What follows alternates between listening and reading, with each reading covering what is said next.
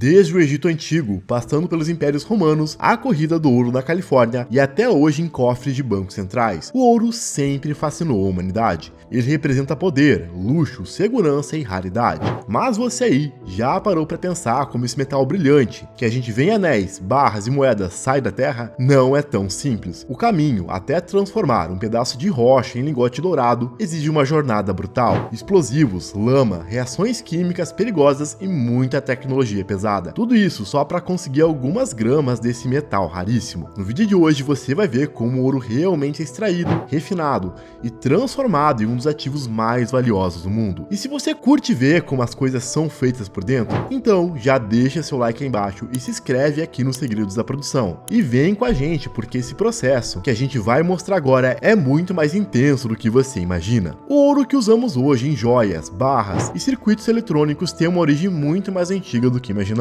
Ele nasceu em eventos cósmicos extremos, como supernovas e colisões de estrelas de nêutrons, que lançaram partículas de elementos pesados pelo universo. Parte desse material acabou se integrando à Terra há bilhões de anos atrás, desde a sua formação. E é por isso que o ouro é tão raro e valioso. Ele literalmente veio do espaço. Mas onde que é que ele está hoje? O ouro não está espalhado uniformemente pela costa terrestre. Na verdade, ele se acumula em locais onde houve atividade geológica intensa, pressão, calor e fluxo de fluidos minerais. E os geólogos classificam esses depósitos em 3 tipos principais. Nos veios subterrâneos, o ouro é trazido pelos fluidos hidrotermais, que são águas quentes ricas em minerais, que circulam pelas rachaduras da costa terrestre. Quando esses fluidos esfriam, o ouro se deposita junto com quartzo. Mas o problema, esses veios podem estar a mais de 2 km de profundidade, e para chegar lá é preciso perfurar e explodir e reforçar o interior da mina com estruturas de contenção. Já os depósitos aluviais, ou chamados placer em inglês, o ouro foi carregado por rios ao longo de milhares de anos, depois de se desprender das chamadas rochas auríferas. A gravidade faz com que os flocos e as pepitas mais pesadas se depositem nas curvas internas dos rios. E é aí que os garimpeiros usam bateias, dragas e até escavadeiras para tentar capturar esses fragmentos preciosos. E por fim, nós temos as minas a céu abertos, gigantescas escavações feitas em locais onde o ouro está misturado em grandes volumes de rocha, mas em baixíssima concentração. Aqui, toneladas de solo são removidos com explosivos e carregadores gigantes. Tudo isso para extrair alguns poucos gramas do metal. Mesmo com toda essa tecnologia e esforço, o ouro continua sendo muito escasso. Para você ter uma ideia, se juntássemos todo o ouro já extraído na história da humanidade, ele caberia dentro de um cubo de apenas 22 metros de lado. Isso dá uma noção real do quão raro e por isso tão cobiçado é esse metal. Hoje, para encontrar ouro é uma missão técnica baseada em ciência e tecnologia de ponta. Nada de sorte ou garimpo no olho. Tudo começa com estudos geológicos bem detalhados. Os geólogos analisam mapas da região, falhas nas rochas e estruturas tectônicas, porque é ali que os fluidos minerais que trazem ouro para a superfície costumam se concentrar. As amostras de solo são coletadas e levadas para laboratório, em busca de traços e elementos como arsênio e antimônio, que indicam a presença de ouro nesses locais.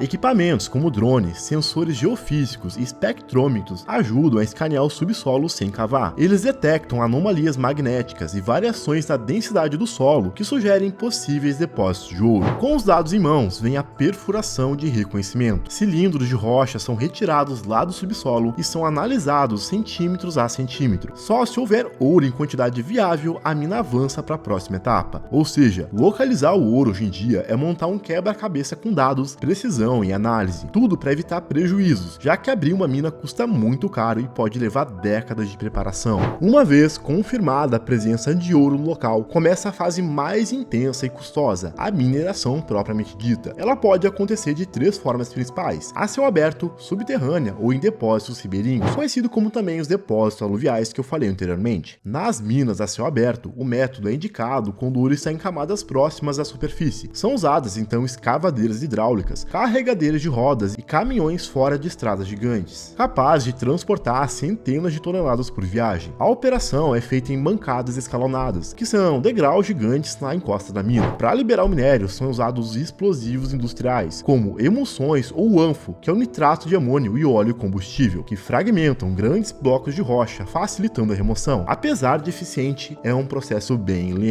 de alto custo energético e que altera significativamente a paisagem do local. Na mineração subterrânea, o desafio é ainda maior. Esse método é usado quando o ouro está em veios bem profundos, geralmente associados a rochas como quartzos. Túneis, galeras galerias e poços verticais são escavados até alcançar o minério. Mineradores utilizam perfuratrizes pneumáticas ou elétricas para abrir furos gigantes nas paredes rochosas. Esses furos são preenchidos com explosivos e detonados cuidadosamente para quebrar o minério. Após a explosão, máquinas chamadas de Muck Machines ou carregadeiras LHD recolhem o material detonado, que é transportado por vagões ferroviários subterrâneos ou correias transportadoras até a superfície. É uma operação complexa que envolve um controle rigoroso de ventilação, riscos geotécnicos e segurança dos trabalhadores. Já na mineração em depósitos aluviais, também conhecida como mineração de aluvião, o ouro está misturado a sedimentos como areia e cascalho, acumulados em leitos de rios ou planícies aluviais. É um processo mais superficial e, historicamente, foi realizado por garimpeiros de forma manual, utilizando as bateias para separar o ouro pela diferença de densidade.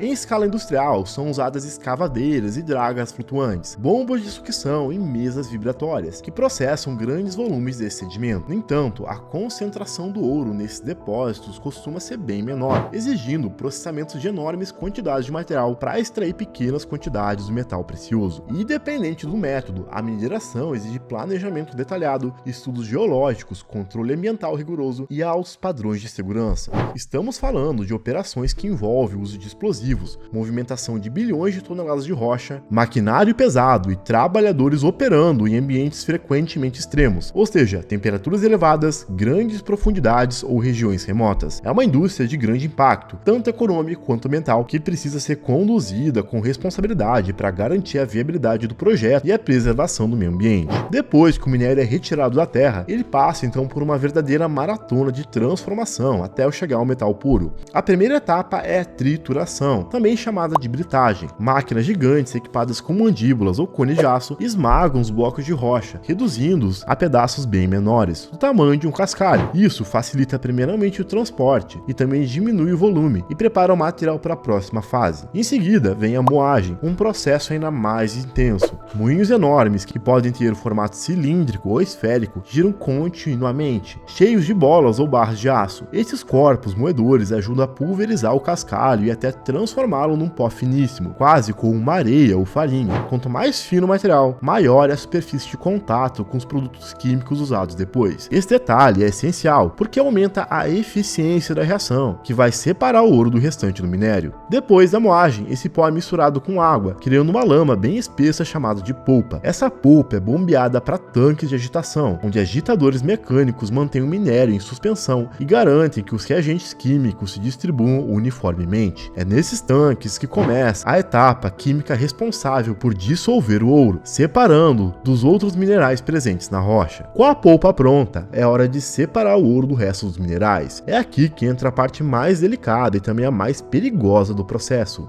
a química. O método mais comum é a chamada cianetação, onde a polpa é misturada com uma solução de cianeto e oxigênio. O cianeto acaba reagindo com ouro e o transforma em uma solução solúvel. Em outras palavras, o ouro derrete quimicamente e se separa do restante do material. Esse processo é eficiente, mas exige cuidado extremo, porque o cianeto é altamente tóxico. Por isso, ele só pode ser usado com controles ambientais e técnicos rigorosos. Depois da cianatação, a solução que carrega o ouro passa por uma etapa de precipitação. Produtos químicos como zinco ou carvão ativados são adicionados e o ouro se solidifica novamente, agora em forma de pó ou pequenos grânulos. Esse material ainda não é ouro, mas já é ouro concentrado, pronto para ser fundido e refinado. Com o ouro concentrado em mãos, é hora da purificação. Agora ele vai para a fundição, onde é aquecido a mais de 1000 graus Celsius até virar um líquido incandescente. Esse ouro derretido é despejado em moldes e forma as chamadas door bars, barras com cerca de 80% de ouro, porém com várias impurezas. Para chegar aos padrões de pureza internacionais, o ouro precisa passar pelo refino, onde existem dois métodos principais. O primeiro é o método de Miller, que usa gás cloro. As impurezas reagem com gás e sobem para a superfície como escória. Esse método é o mais rápido e chega até os incríveis 99,5% de pureza. Já o segundo método é o Ohm-Mill, muito mais preciso. Ele usa eletricidade e ácido para mover os átomos de ouro puro de um eletrodo para o outro.